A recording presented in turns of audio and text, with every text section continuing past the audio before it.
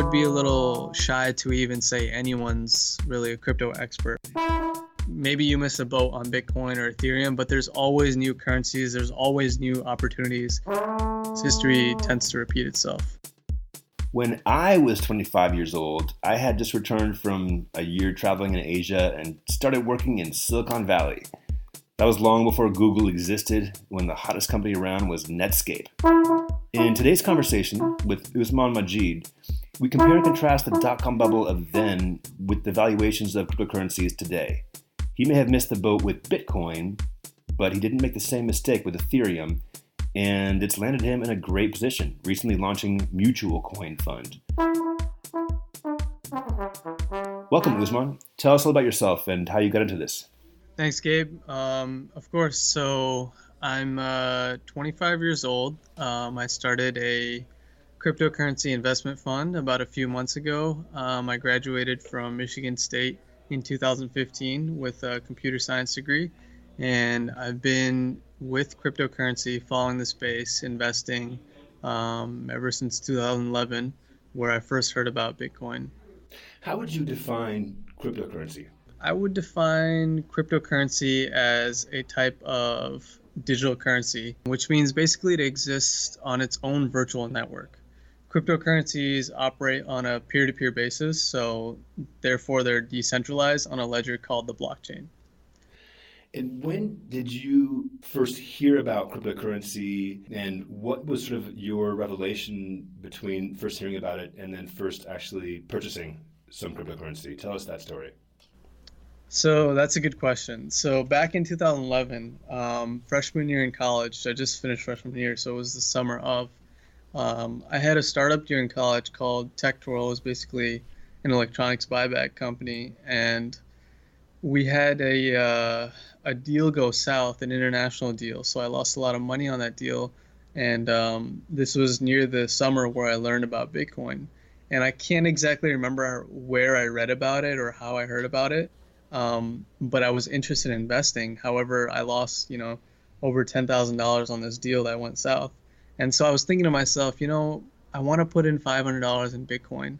And this was way back when it was like, $1 or less than $1 for one Bitcoin.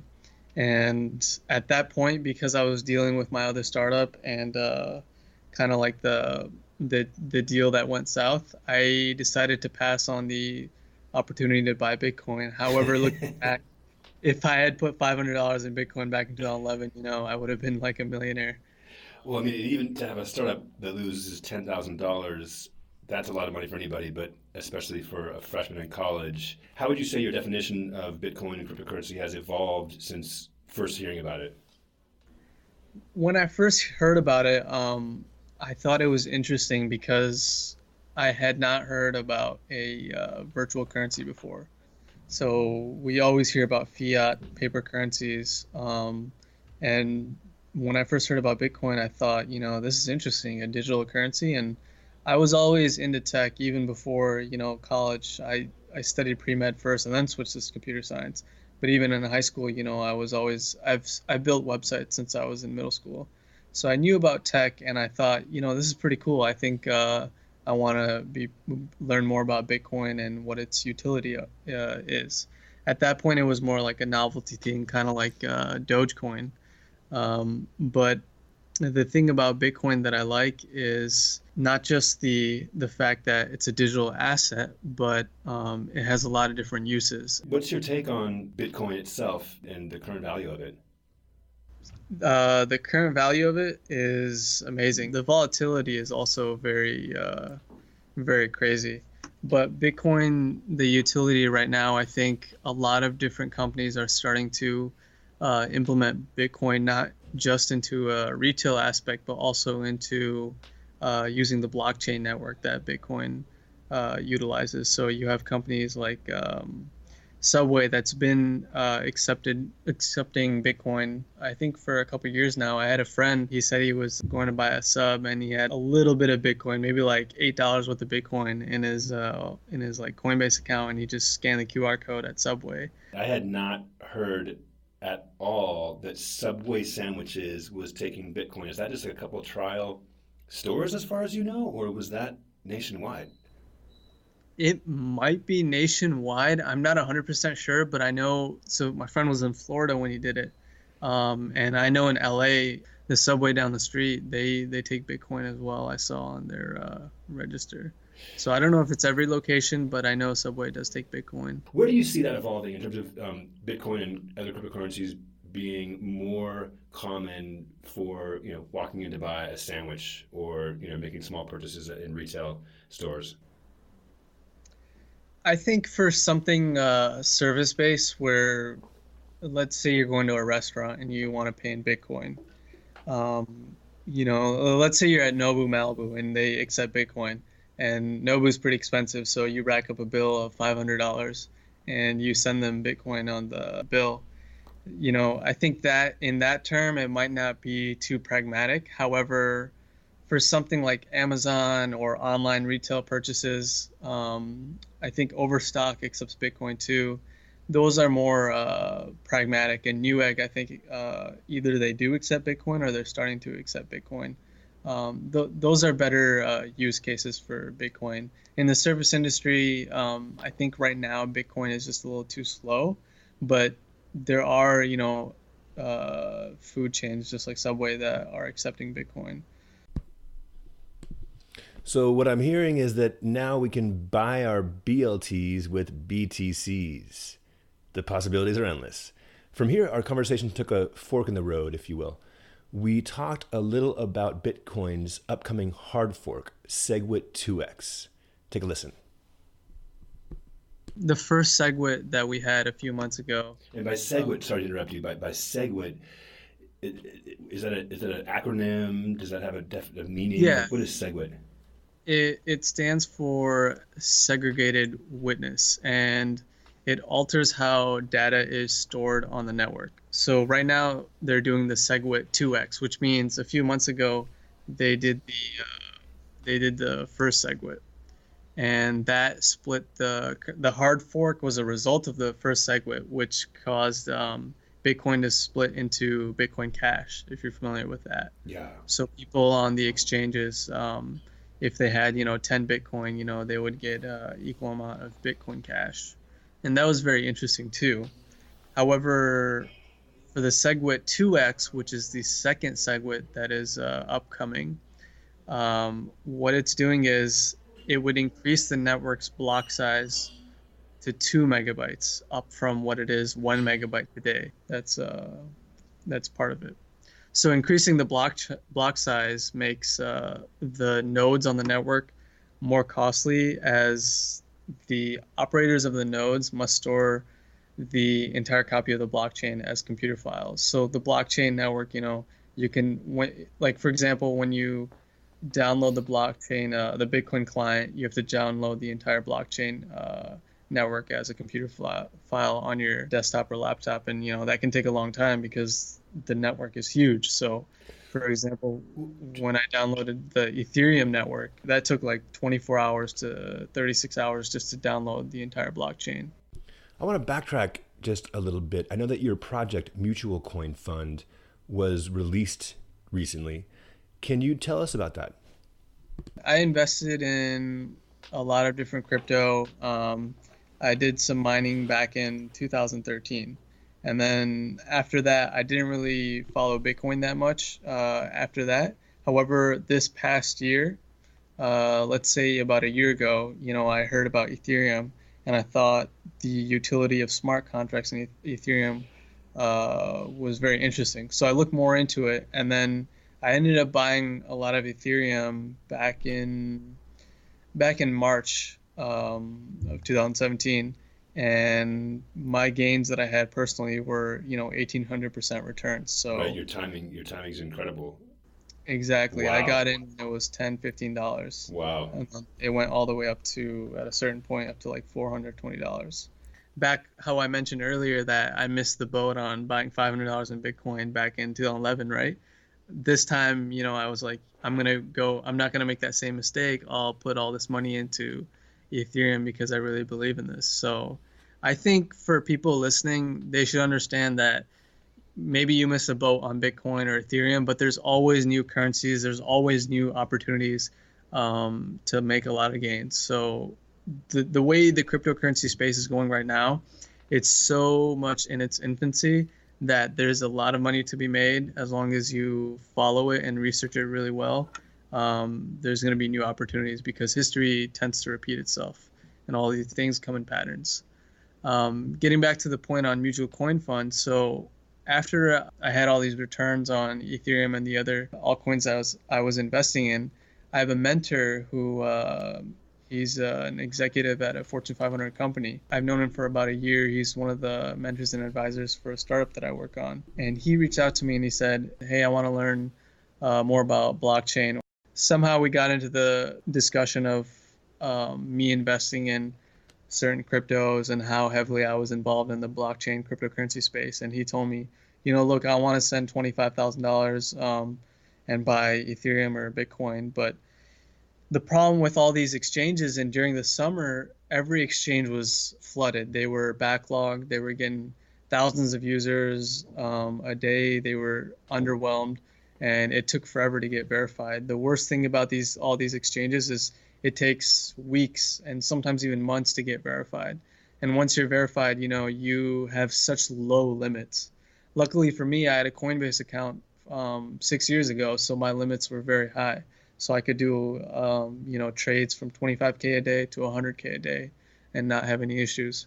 So people like my friends, who were high net worth individuals came to me and they're like, I want to put in 25K into Bitcoin, but I can't do it because Coinbase will take 2 months for me to get to that point. And in 2 months, Bitcoin could be, you might miss an opportunity on a certain coin, right? At this point, it sounds sort of like an aha moment. Usman had a solution to these high-stake investors' problems. Even though they had the money to shell out, they couldn't invest yet. So what did he tell them? So I told him, just send me that 25K. I'll buy right now for you and I'll handle it. And he told me, well, I have a few other friends of mine who are interested in putting the same amount. And that's kind of where the idea came to be for a mutual coin fund. We had a lot of interest from people who either didn't have the technological knowledge to buy these currencies, or they just didn't have the time to wait on verification, or they were just too busy, as C-level executives to get into this. So he's like, I have a bunch of friends who want to invest. Why don't you create a fund around this and you can take a bit of a commission? And that's basically, how mutual funds and hedge funds kind of operate. So that's where the idea came up. That was around July when I was in Paris. We had these meetings. I was doing a Euro trip and I cut my Euro trip short. I came back straight to New York, flew to San Francisco, had meetings.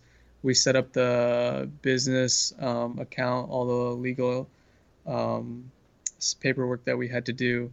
And then about a month and a half ago, we started raising funds. And within a month, we had so much interest. We were raising money much faster than we could even take on. So I had offers for $500,000 up to $2 million. And at this point, I thought it would be too much to take on that much money at the very early stage. That's a great story. In regards to mutual coin fund, what's your philosophy and who is the client base? So initially, mutual coin fund will operate as a closed-end investment fund. And we're basically taking in people who know a little bit about cryptocurrency, or maybe they don't know about it at all, and they've heard about it on the news or something, they've read an article, and they want to know more. They think it's kind of like similar to the 90s dot-com boom, right? And they don't want to miss the high returns that a lot of people have been getting. So, I know people who have made millions on just some simple trades. So average everyday people or high net worth individuals that don't know that much about the technology of crypto, they still want to get into it. So right now, that's who we are catering to. In the future, however, in the next few months, because my background is in computer science, and I've also, interned at a stock trading company before, back when I was in college, I do have an understanding of the financial markets and also algorithmic trading. So right now we're a mutual fund, and we want to, in the future, in the next 3 to 6 months, transition more along the lines of a hedge fund where we do more algorithmic trading.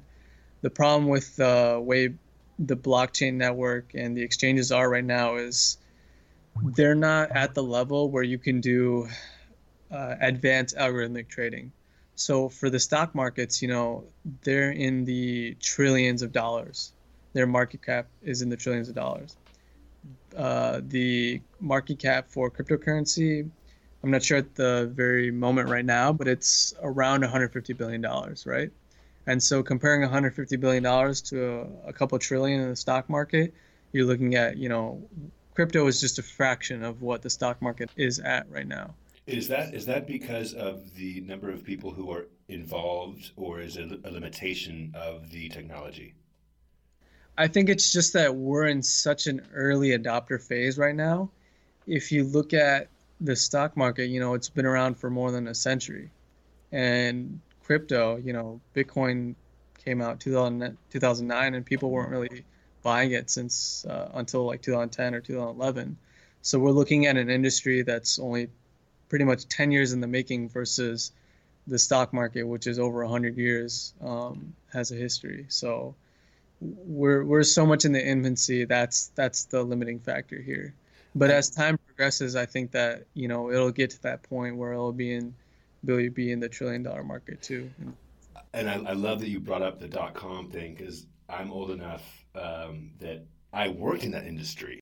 We don't want to lose ourselves too much in this comparison, but there is an interesting kind of like conversation around like this bubble and that bubble. Like, is this equivalent to 1999, 2000, or 2001?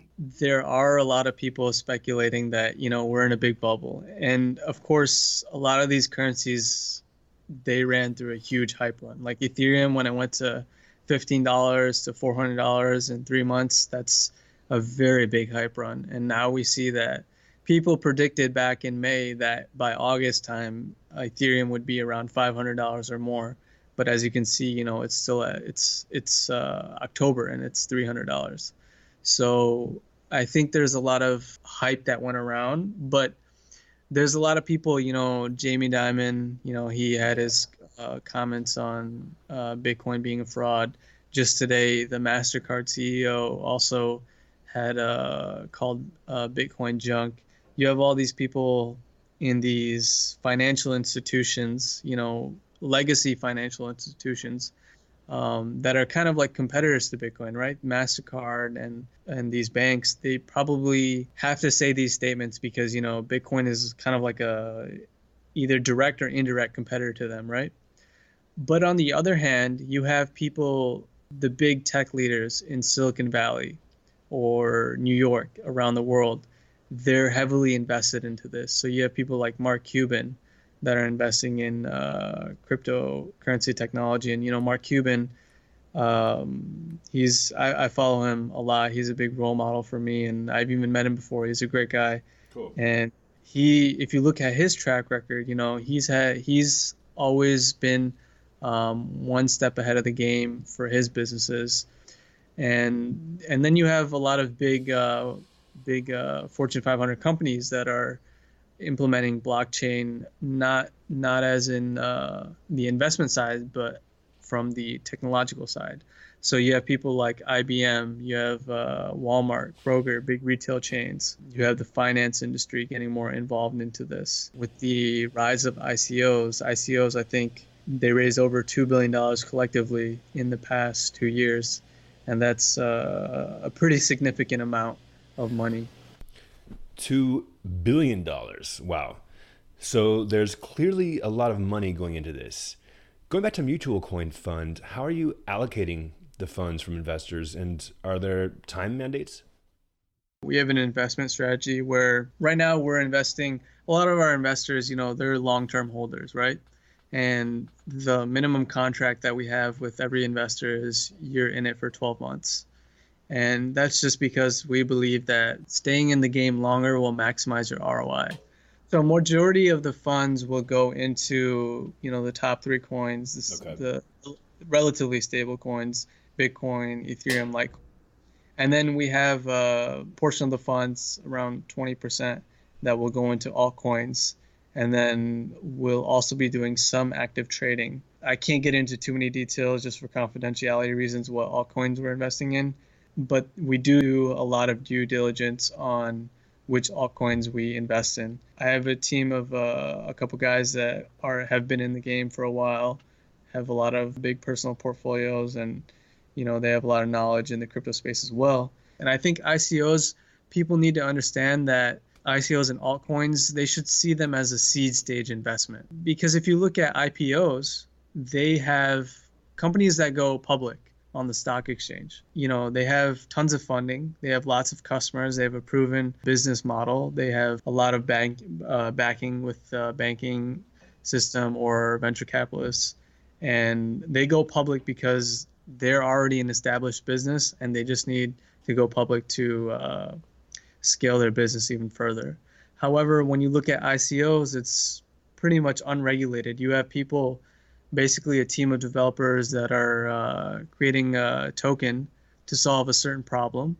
And sometimes, the problems are really good, sometimes they're not. And a lot of times they just put together the token and they write a white paper and then, they go raise funds. And they might not even have a MVP or a minimum viable product even out. It's all theoretical. They might not even have customers. This is all great information. So now that we know what not to look for in an ICO or an altcoin, what passes your smell test on what would be something to look for in a cryptocurrency? First, I look at the website and I see what problem are they solving. Do I like this problem? Do I think this problem has a good future? Secondly, if I think the problem is worth looking into, I'll read the white paper extensively. And then after I read the white paper, I'll get a good understanding of the technology. And then I'll also, if it's not on the white paper, I'll see who the team is and do they already have a product out and do they have customers that they're already working with. And if they don't meet those three criterion, then I probably pass on that. I like that, how it's really just applying business or even lean startup methodology. If you're not solving a problem, well, it's going to be a lot harder to be successful. Hey, what kind of backgrounds do you think make somebody most equipped to get into crypto? I would say, you really don't need to be a programmer or an entrepreneur or have a math degree or anything. You just need to be able to do a lot of research. I would be a little shy to even say anyone's really a crypto expert other than, major people like Vitalik or, other founders of those cryptocurrencies. They obviously know a lot about it. But if you do enough research on your own, you spend a few hours a day learning more about it, learning about how the blockchain network works, you can definitely make decisions on your own. But I think so if you're coming from an investing point, yeah, it's better if you're an entrepreneur so you can view these ICOs as startups, right? And then you can see, is this a good startup to invest in or not? So having an entrepreneurial mindset is good. And then also, if you come from a computer science background, you can look into the technology that all these ICOs or currencies are built upon and the infrastructure of blockchain networks. And you can see, well, I think this technology might be solving a good problem, but it may be ahead of its time. And I don't think it will survive. But really, I think anyone can get into it. You don't need to have a special degree because no one really has, a special degree on cryptocurrency. It's just all so new that you just need to learn as much as you can, read as much as you can, and stay ahead of the curve. And then, the more you learn, the more you'll know.